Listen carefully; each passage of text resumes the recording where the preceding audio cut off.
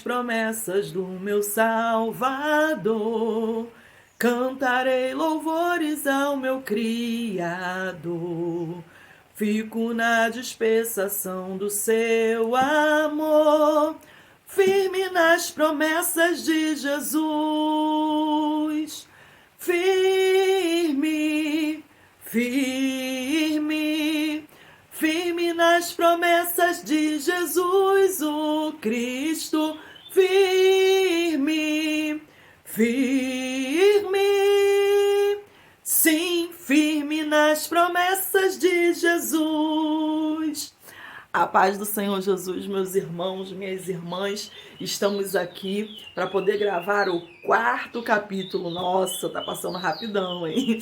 4º capítulo, onde eu estarei aqui contando o meu testemunho, e eu acredito que muitas vidas já têm sido alcançadas, muitas vidas já têm sido edificadas, e eu creio que Deus, ele cumprirá tudo que ele tem para fazer através desse projeto, através desse propósito, para que o nome dele seja exaltado e principalmente para que a gente consiga a nossa finalidade para o qual nós viemos aqui nessa terra, que é povoar o céu. Mais uma vez quero agradecer todos os meus intercessores que estão orando, clamando, pedindo pela minha vida. Agradecer você também que de repente não está lá na minha lista de intercessor, mas que sentiu o desejo no coração de estar intercedendo, de estar orando em prol da minha vida, que sinta-se bem-vindo. Eu posso não saber, mas o Senhor sabe e Ele te retribuirá. E a todos vocês que se sentirem convidados, a interceder por esse propósito, por esse projeto, fique à vontade, porque o reino é um só. Ele é invisível, mas ele é real. E o cabeça desse reino é Cristo, o qual nos chamou e nos predestinou para a salvação. Amém? Vamos estar aqui dando continuidade, irmãos. A semana passada, né? Estou postando uma vez por semana. Eu falei aqui acerca de como Deus ele me apertou, né? Como eu fui apertada por Deus para poder chegar para perto, só que eu não consegui entender, então a prensa aumentou. Eu fui apertada mais ainda e eu acredito que hoje eu vou conseguir estar entrando aqui e estar falando acerca de como eu fui parar dentro do cárcere, o que me levou para dentro daquele lugar. Semana passada eu falei ali acerca da depressão, dessa fase de depressão a qual eu passei, das humilhações as quais eu passei, e isso foi tudo, assim, foram acontecimentos que não tiveram tanta distância não foi de longa distância não, isso foram acontecimentos assim muito próximos uns dos outros. Esses fatos que eu relatei no vídeo anterior, falando acerca do soco que eu levei, né, acabei balançando aqui, falei do soco que eu levei tanto no olho quanto na boca. Isso aconteceu mais ou menos em dezembro, se não me falha a memória. E aí passou janeiro, chegou carnaval, e quando chegou o carnaval, o que aconteceu com Jennifer? Jennifer foi pular carnaval, não entendeu o chamado do Senhor, não entendeu o que Deus tinha planejado, o que Deus queria. No final do vídeo aí, irmãos, eu tenho colocado aí algumas fotos, e se possível for, vou estar colocando no final desse vídeo essa foto do meu último carnaval. O último carnaval, qual Jesus falou assim: agora chega, agora basta, vamos dar um encerramento nisso. Esse último carnaval, irmãos, foi um carnaval assim bem ruim, né? Porque, como eu falei, eu estava vindo de um estágio de luto. O rapaz ele faleceu em outubro, aí quando foi em dezembro, eu ainda naquela situação, naquele período ali de luto, eu passei pelo que eu passei. Quando foi fevereiro, vai Jennifer pular carnaval. Eu estava numa fase assim bem triste, bem ruim, não tinha ninguém comigo. Esse carnaval eu fui pular sozinha, embora eu tivesse muitas amizades. Eu fui pro carnaval sozinha, eu saí, bloco de samba qual saía, eu saí sozinha, eu fui sozinha porque Deus ele estava querendo algo comigo, Deus estava querendo algo. E esse carnaval, irmãos, aconteceu algo ali também que Deus ele aperta para poder chegar para perto, mas a gente tem que querer, né? Eu sempre ia no carro, né? Quando a gente ia ali desfilar ali naquele bloco. Eu saía num bloco qual ele desfilava toda segunda-feira de carnaval, não sei como que anda nos dias de hoje, mas ele desfilava toda segunda-feira de carnaval ali na Avenida Rio Branco, e eu sempre ia no carro. Só que nesse ano eu peguei e falei assim, não, esse ano eu não vou querer ir no carro não, esse ano eu vou no chão, vou querer ir no chão. E você sabe os sapatos, né, de quem sai em escola de samba, é aquele salto 15, é bem altão. E eu fui no chão, andando e sambando aquela distância ali, porque começa na Rio Branco, lá próximo à Rua Uruguaiana, e ele vai terminar só lá no Castelo, se não me falha a memória o nome, isso, ele termina lá no Castelo. E ali, o que acontece? Eu fui no chão, chegou um certo ponto, eu não aguentei mais aquele salto, eu tirei o salto, eu falei, eu vou descalço. Já tinha passado dos jurados, eu falei, eu vou descalço, e eu arranquei aquele salto, eu fui descalço, e era noite, eu nunca imaginei que poderia acontecer o que me aconteceu. E ali eu tava, já como sempre, alcoolizada também, não senti nada, passei, desfilei, fui embora, dormi na casa da minha prima nesse dia, e quando eu acordei no dia seguinte, eu não conseguia colocar nem os meus pés no chão. Eu tive queimadura nos meus pés devido a eu ter vindo andando descalço no asfalto, mesmo sendo de noite. Por isso que eu tô falando, eu não sabia que isso poderia acontecer, o asfalto não estava quente. Eu vinha andando ali no asfalto e andando, sambando, bebendo, e ali me causou queimaduras. E tu imagina, para quem gosta de ir para onde quer, eu mando no meu nariz, eu faço o que eu quero, eu vou para onde eu quero. Se você não é cristão, você pensa que você anda assim, que você está em vantagem. Se você é cristão e está andando dessa maneira, você está andando errado. Porque nós cristãos, nós somos guiados pelo Espírito de Deus. É o Espírito Santo que nos guia e nos conduz aonde nós precisamos estar. Muitas das vezes nós não estamos aonde nós queremos, mas quando Deus cumpre o propósito dele, nós entendemos o porquê e o para que o Senhor ele nos colocou em determinado lugar. Então, melhor é ser guiado pelo Espírito Santo, melhor é ir aonde o Espírito Santo nos conduz, aonde o Espírito Santo de Deus nos leva. E ali, irmãos, eu fiquei com meus pés e eu cheguei no hospital, fui parar no hospital, cheguei no hospital, falei assim, me dá uma injeção aí porque eu preciso melhorar. Isso era segunda-feira de carnaval, foi na terça, né, que eu acordei assim, ainda tinha mais. O pessoal que é do Rio de Janeiro sabe que carnaval no Rio de Janeiro é no mínimo uma semana, mínimo, porque muitas das vezes passa, né, e o carnaval tava praticamente no começo pra mim ainda, e eu com aqueles pés não podia andar, irmãos, eu não conseguia me colocar de pé. Para ir para o hospital, eu fui para o hospital, como era bem próximo, né? O pessoal que mora ali no Catumbi sabe, Souza Guiar é próximo ali, e eu fui com um colega meu, me levou de bicicleta, porque eu não conseguia nem colocar os pés no chão, eu não conseguia ficar em pé, tamanha gravidade. E eu cheguei ali no hospital, eu falei pro médico, me dá uma injeção. Eu queria uma injeção, porque a injeção iria secar rápido e eu ia continuar o meu carnaval. E para minha surpresa, o médico falou assim para mim, não tem nenhuma injeção que eu possa te dar, você vai tomar antibiótico e o antibiótico são 10 dias. Imagina. Deus ele já estava operando, Deus ele já estava trabalhando e eu não estava conseguindo enxergar aquela situação ali a qual Deus ele já estava trabalhando e ele já estava operando.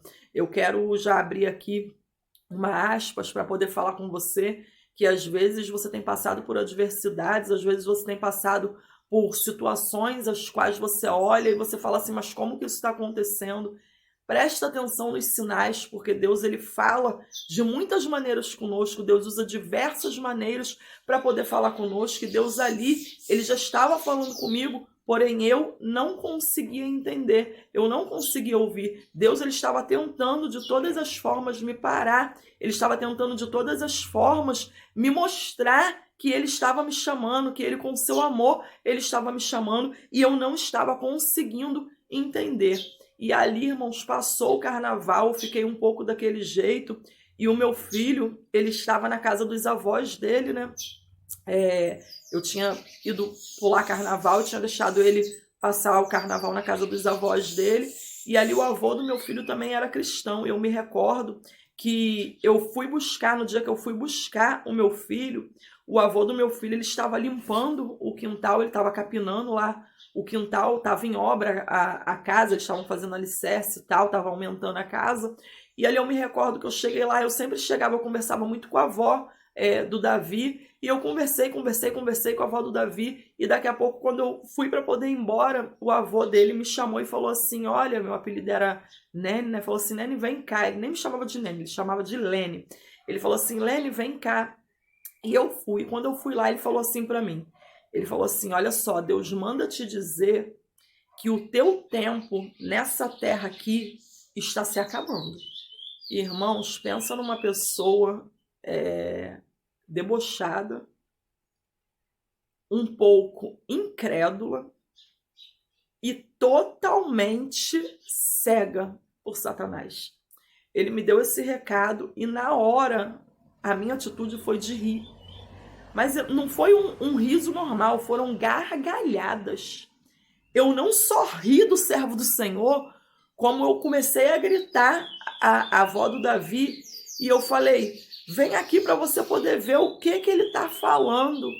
Ele tá ficando maluco, ele tá capinando esse quintal, ele tá comendo mato, só pode.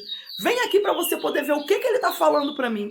E ali eu dei várias gargalhadas, não levei em conta o recado, não entendi o recado o qual Deus estava usando ele ali para poder me dar. E fui embora. E passados alguns dias eu recebi o convite para poder estar indo fazer um assalto. Eu já quero abrir aqui uma aspas. Eu iniciei esse vídeo aí louvando, firme nas promessas do Senhor, porque eu quero tratar de um assunto aqui que é muito comum de nós vermos dentro da casa de evangélicos, e até quem não é evangélico, acerca das músicas. Eu não sei se você já percebeu, mas o louvor, a música em si, ela tem um poder de influência muito grande nas nossas vidas. A música ela tem um poder de influência que ela trabalha na nossa mente. A música, uma vez que ela é colocada na nossa mente, verbalizada com os nossos lábios e repetida muitas das vezes, nós temos no mínimo 80% de chance de viver aquilo ali que aquela música está declarando, né? E a música, ela é um instrumento de edificação, ela é um instrumento de consolo, de conforto, quando nós estamos na presença do Senhor e quando nós escutamos as músicas certas. Eu cantei esse louvor da harpa aí porque hoje em dia tem tanta história de direitos autorais aí para ninguém poder me processar e pedir o dinheiro que eu não tenho por cantar outros louvores aí. A música ela tem um poder de nos ajudar. Às vezes nós estamos passando por algumas situações e você escuta um louvor que é tudo aquilo ali que você está passando e aquele louvor ali te ajuda a sair daquela situação através do poder de Deus. Porém, da mesma maneira que a música ela trabalha para nosso benefício, nós que somos cristãos, que estamos na presença do Senhor, ela também trabalha para prejuízo dos ouvintes, daqueles que não têm a presença do Senhor e que são facilmente levados pelas artimanhas e estratégias do inimigo. E nesse período da minha vida eu me encontrava assim. Eu contei aí mais à frente que eu passei a frequentar bailes de comunidade. Não que eu não ouvisse já as músicas, porque como eu falei, eu fui criada em um lar onde a cultura do funk ela veio praticamente da minha essência, porque meu pai e minha mãe se conheceram dentro de um baile funk. Então, assim, só que as letras, porque para mim o funk em si ele não é usado pelo diabo, mas algumas letras, existem letras que são letras de apologia ao crime. E eu não vou cantar aqui, irmãos, eu não vou citar, mas no período qual eu me encontrava, existia uma letra de um funk, o qual ela exaltava o roubo, o qual ela exaltava o furto, o qual ela colocava o furto como sendo uma coisa boa de se praticar, os seus benefícios eram ótimos para ser recebidos, e quem furtava era alguém legal, era alguém top, era alguém que estava. E por ouvir esse tipo de música, eu passei a ter esse pensamento. Não somente a ter esse pensamento, como a desenvolver a ideia de que eu poderia ser mais legal, eu poderia ser mais top, eu poderia ser mais bacana, eu poderia ser mais aceita no mundo, o qual na sociedade, então, a qual eu estava inserida naquele período, e dali eu comecei a querer fazer, eu comecei a querer a praticar o furto. E como o nosso adversário ele não faz nada, o nosso adversário ele é muito calmo, muito paciente, ele não tem pressa, ele não vai te apresentar nenhum prato assim na tua cara que você veja que vem da parte dele. Ele é muito sagaz, como diz as escrituras sagradas, ele é sagaz. E ali, como ele não faz nada por acaso, a música já estava na minha mente, a vontade já estava no meu coração, e dali eu recebi o convite para estar praticando certos atos. E ali eu fui, eu falo que eu fui a assaltante mais, ai Jesus, mais desqualificada, né? Porque em toda a minha história eu tive um furto, para a glória de Deus, aleluia, muito obrigado, Senhor, por esse livramento. Eu fui numa semana, fiz um assalto, e esse assalto foi bem sucedido, e na outra semana eu fui praticar um assalto e acabei indo parar dentro do cárcere. Mas por quê? Porque os planos de Deus, eles são maiores do que os meus. Os planos de Deus, eles são maiores do que os teus. O Senhor, ele vai falar na palavra dele: sou eu que sei o que tenho planejado para vocês. Sou eu que sei os planos que eu tenho para vocês. Os planos que eu tenho para vocês é plano de paz, plano de vida. O meu adversário, ele planejou em roubar a minha vida. Ele planejou em ceifar a minha vida em diversas vezes, em diversos momentos. Mas o dono da vida, quem se entregou por mim na cruz do Calvário, já tinha determinado que aquele dali não seria o meu fim. E ali eu fui, esse primeiro roubo, ele aconteceu, e ali eu compartilhei ele com algumas pessoas. E quando eu precisei ir para poder fazer esse segundo roubo, eu cheguei a conversar com uma amiga minha, e eu lembro que eu falei para ela assim, eu falei, eu não falei hora, porque nessa época eu não falava essa expressão. Se não me falha a memória, eu falei para ela assim, torce para dar tudo certo. Eu deixei o Davi com ela, que era o meu filho mais velho, e o David eu estava levando comigo porque ele iria ficar na casa da minha prima, a qual eu ia dormir na casa dela. E ali eu me recordo que eu falei para essa minha amiga que ficou com o Davi, falei para ela assim, torce para tudo dar certo, porque se eu estourar a boa, eu vou comprar um telefone para tu e outro para mim. Por quê, irmãos? Eu tinha levado essa minha colega para um baile de comunidade, na volta para casa nós tínhamos sido assaltadas no meio da rua e tinham levado o telefone dela novinho, que ela lutou tanto para poder comprar. E eu me recordo como se fosse hoje, que ela olhou para minha cara e ela falou assim, eu vou torcer para você não ser presa.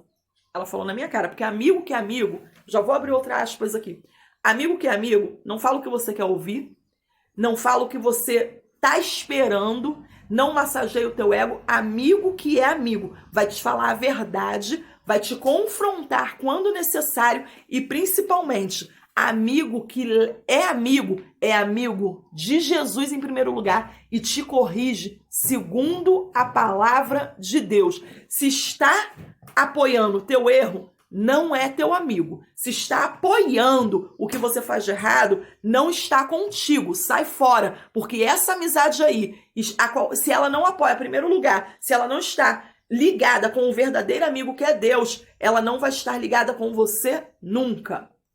E ali essa minha amiga, ela virou e falou isso pra mim, falou assim, eu vou torcer, pra você não ir presa. E já vou logo te dar um aviso, se você for presa, eu não consigo entrar em cadeia, eu não vou te visitar. Já me deixou avisada, né?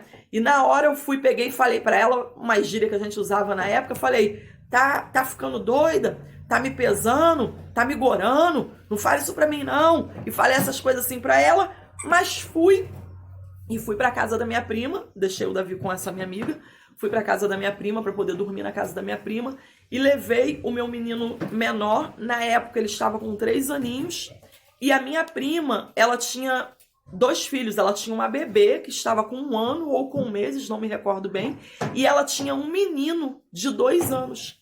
E ali nós colocamos as crianças para dormir, a gente formou uma cama no chão e colocou, eu dormi na cama assim em cima e ela dormiu no chão com as crianças. E ali eu levantei cedo, irmãos. Você tá pensando que bandido levanta tarde para poder roubar? Levantei cedo.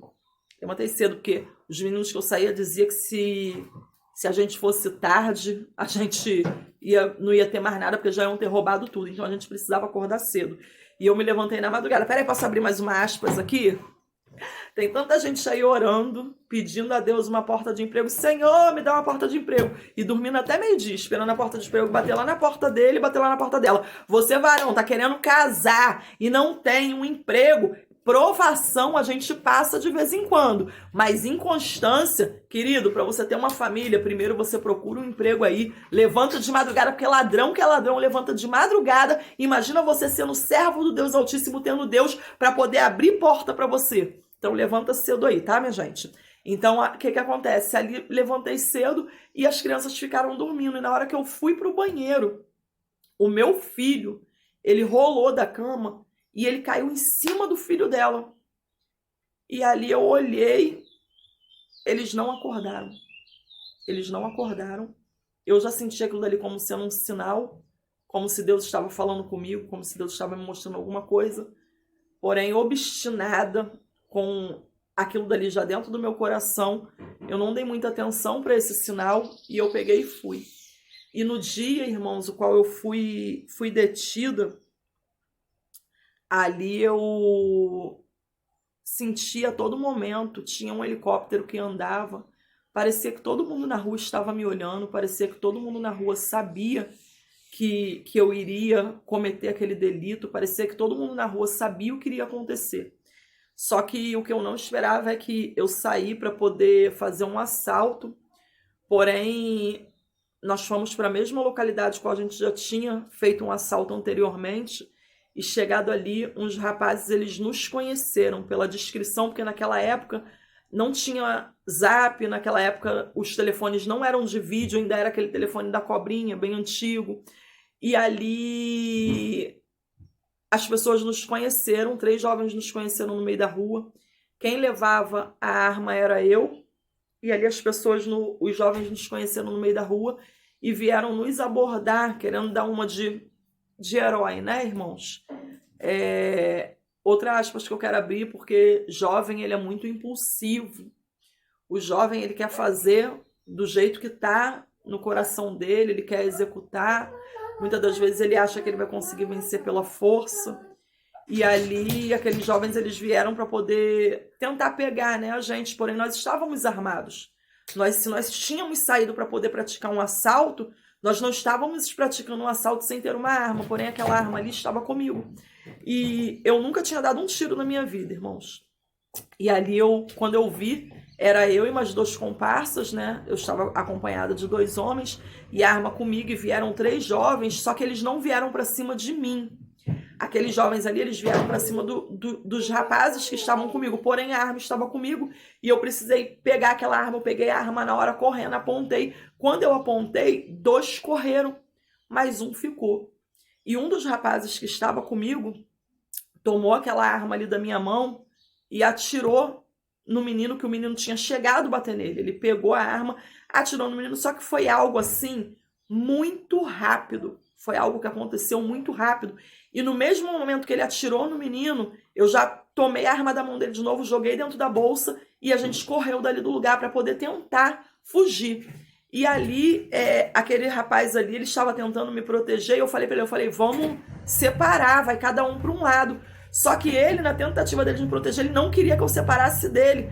O outro rapaz que estava conosco pegou um rumo para poder sumir e ele quis que eu ficasse andando junto com ele. Se a gente tivesse separado, apesar de que os planos de Deus não adianta. Deus, ele opera nas situações menos prováveis, nas situações improváveis, Deus, ele está operando. E ali aquele rapaz, ele, na tentativa de me proteger, ele não deixou eu seguir o caminho que eu queria seguir. A gente continuou andando junto e daqui a pouco, irmãos, sirene de polícia vindo, e eu escutei, o carro nos parou, a gente já estava assim próximo ao muro, o carro nos parou, já jogou a gente na parede, eu levantei a minha mão, eu não fui encostada, né, por ser menina, mas ele sim, e ali naquele momento ali, eu não sei nem o que se passou na minha cabeça, mas na minha mente só vinha a voz, eu pensando assim como eu falei, perdi, perdi. E ali nós fomos levados para a delegacia, e na delegacia, esse rapaz que ele estava comigo, ele assumiu, ele falou que tinha sido ele, assumiu toda a culpa, até porque era algo que era de prastes, né? Ali na facção a qual eu vivia, era algo que, se fosse preso alguém que já tinha sido preso com alguém que era primário, e principalmente homem fosse preso com mulher, o homem ele assumiria tudo que ocorreu ali. Vou ter que dar uma pausa aqui, porque eu tenho um menininho chamado Luquinha que tá atrapalhando o vídeo, mas eu já já volto. Oi, gente, de volta aí. Então, o que que aconteceu ali? Aquele rapaz, ele assumiu toda a culpa, assumiu toda a situação, porém, mesmo assim, nós fomos parar dentro do cárcere. E ali nós ficamos na delegacia, se não me falha a memória, foram 2 noites na delegacia, e depois eu fui encaminhada, na época, a delegacia feminina no Rio de Janeiro, para quando se era preso, era a 53DP, e depois era transferido para Magé, o presídio feminino que tinha em Magé, não sei hoje em dia como se encontra. E ali, a gente esperando, aguardando, porque como eu era réu primária, a situação era que logo eu estaria na rua. Eu nunca tinha tido uma passagem, ele tinha assumido tudo. Porém, os planos de Deus não são os nossos planos. Os planos de Deus são muito diferentes do nosso. Bem mais tarde, muito mais tarde, eu vim a descobrir que eu não fui solta. Eu passei, irmãos, foram 4 anos e 4 meses dentro daquele lugar.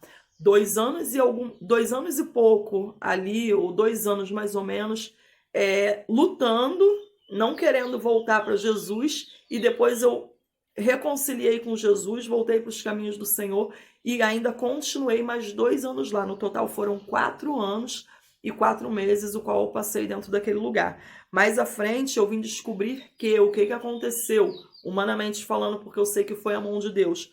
Humanamente falando, os nossos papéis foram trocados, a ficha foi feita na delegacia, e quando foi para poder montar o nosso prontuário ali da prisão, para a justiça estava contando que ele era o réu primário e que eu já tinha algumas passagens, porque o rapaz que foi preso comigo, ele já tinha algumas passagens.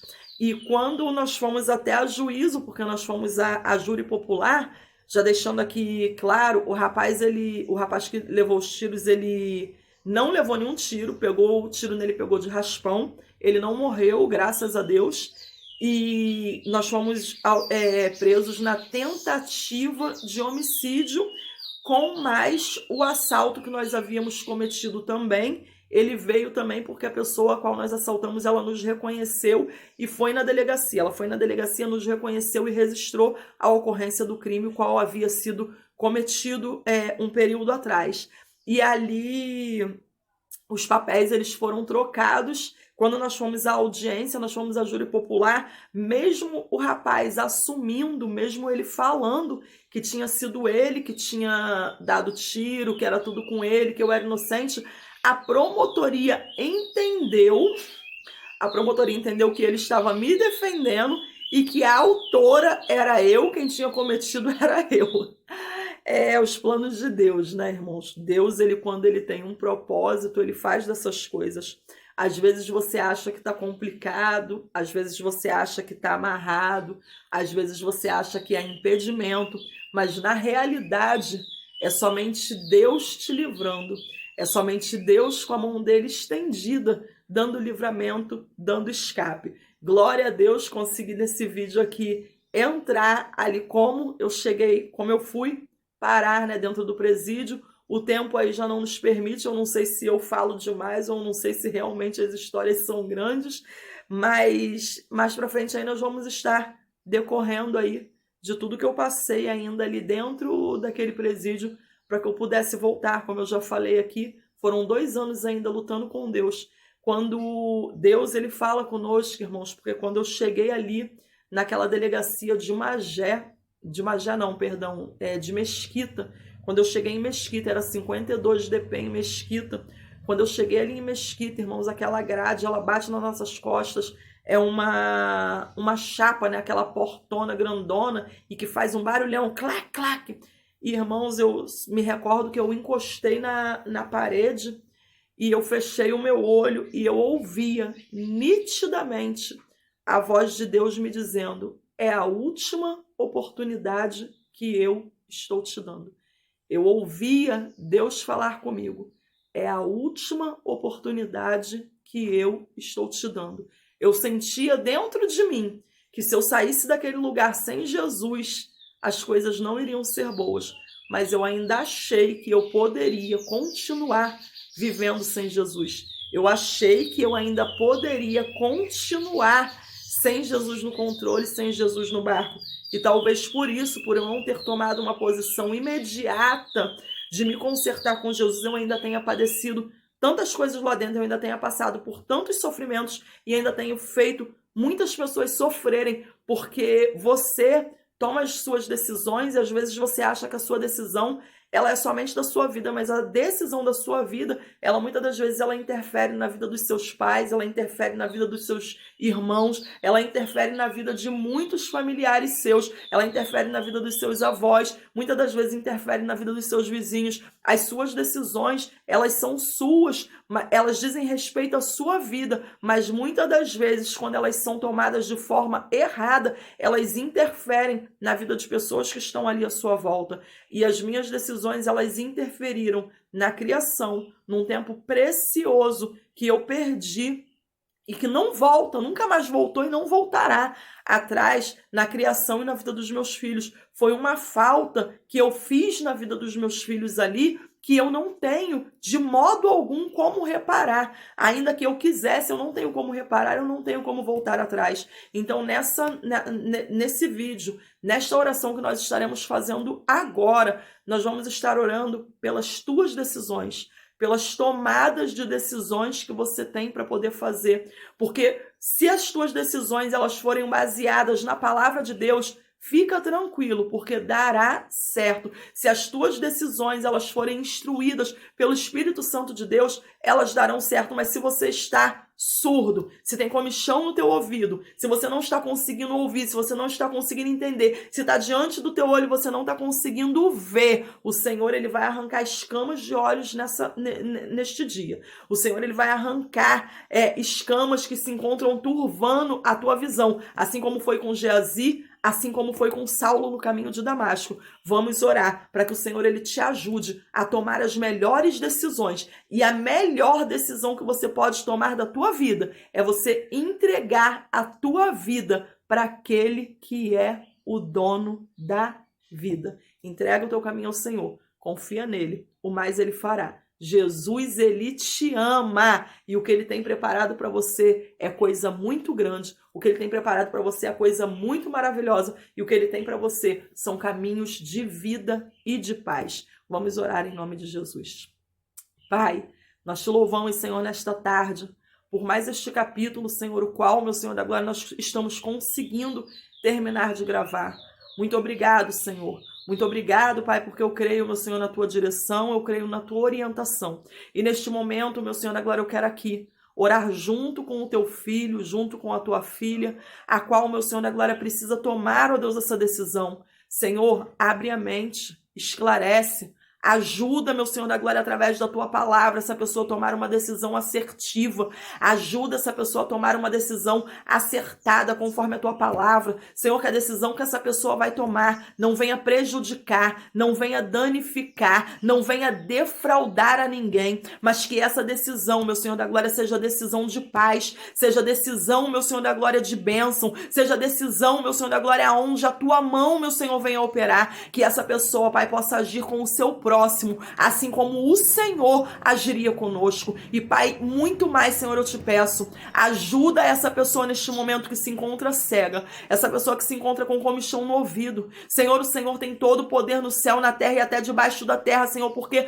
meu Senhor, os demônios têm de se submeter, Senhor, neste momento, assim como o Senhor fez na vida de Geazi, abre esses olhos, assim como o Senhor fez na vida, meu Senhor da glória, de Saulo. Senhor, tira essas escamas, meu Senhor da glória, para que ele possa contemplar contemplar a tua face, o teu poder, para que ela possa ver, meu Senhor, que o Senhor verdadeiramente existe e que o Senhor está, Pai querido, ó Pai eterno, no controle de tudo. Senhor, ajuda esse homem, essa mulher a se decidir por ti. Ajuda esse homem, essa mulher a tomar a melhor e a maior e mais importante decisão da sua vida, que é servir ao Senhor, te confessar como o único e suficiente Salvador. Senhor, escreve o nome desse que está te confessando. Escreve o nome dessa que está te confessando no livro da vida, Senhor, e que de lá nunca seja apagado. Senhor, segura nas mãos dele, segura nas mãos dela. Toma, meu Senhor, à frente. Ajuda a permanecer firme e fiel. E a tua serva, Senhor, que está aflita. O teu filho, meu Senhor da glória, que está aflito porque precisa tomar essa decisão para ontem e não consegue.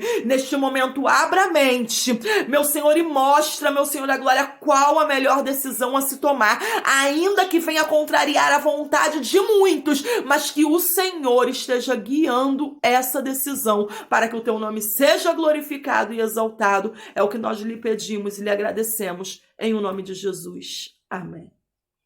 Aleluia.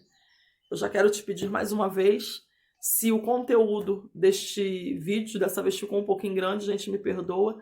Se o conteúdo desse vídeo falou com você, falou com alguém que você sabe que está passando por alguma situação das que aqui foram relatadas, compartilha esse vídeo aí, tá bom?